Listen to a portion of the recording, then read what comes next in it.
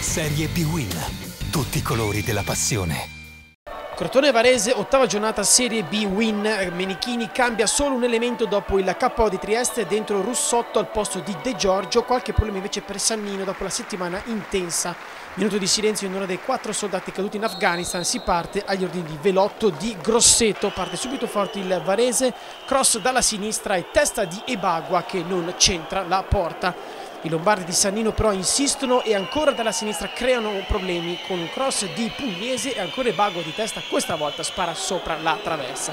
Il Crotone si fa vedere soltanto dalla distanza e soltanto con un'iniziativa di Russotto, questo destro che viaggia sopra la traversa.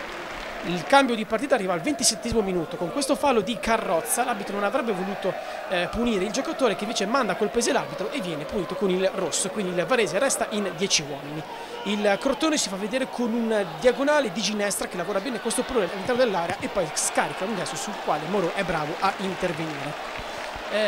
L'azione più pericolosa del Varese nel primo tempo è ancora ad opera di Ebagua, che da questo rilancio della difesa controlla con il destro e poi lascia partire un gran sinistro violento. Invenzione di Ebagua e grandissima risposta di Belec che deve volare per andare a togliere il pallone dall'incrocio dei pali. Rivediamo ancora tutte e due le pregevoli azioni.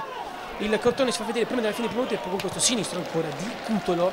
Finisce il primo tempo e subito nella ripresa parte forte il Crotone con una punizione di Cutolo dalla parte destra del campo. Ci mette la testa prima Pesoli e poi sotto misura a Ginestra ed è il gol del vantaggio. Siamo al secondo minuto del secondo tempo, quarto gol stagionale per Ginestra, il terzo tra l'altro fatto in casa tra le mura amiche dello Scida.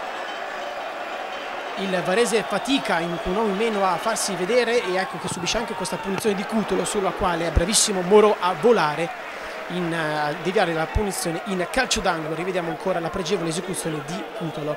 Il Varese si fa vedere con Cellini, rimessa laterale. Cellini si aiuta anche un po' con un braccio, riesce a girarsi su Viviani e a girare sopra la traversa con il mancino.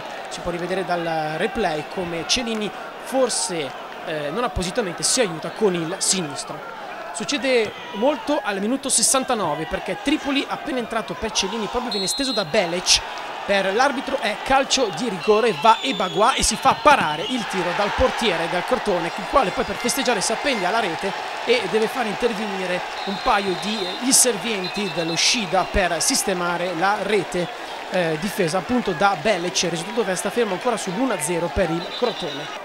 C'è ancora un'altra punizione di Cutolo e ancora Moro bravo a bloccare a terra e il Varese su questo rinvio resta addirittura in 9, espulso Camisa per questo intervento di Galardo. Siamo al minuto 78, il Varese resta addirittura in 9 contro 11. La situazione si riequilibrerà circa qualche minuto dopo perché Ginestra protesta per questo fallo di Figliomeni che in realtà non c'è. Ginestra va a dire qualche parola di troppo all'arbitro e viene espulso per doppia ammonizione all'81esimo. L'ultima azione da segnalare è questo destro di Napoli sul finire della partita. È bravo Moro a respingere con i pugni, finisce così 1-0. Il Crotone batte il Varese in 10 contro 9, si mette sul treno che potrebbe in questo momento ai playoff e centra soprattutto il terzo successo consecutivo casalingo.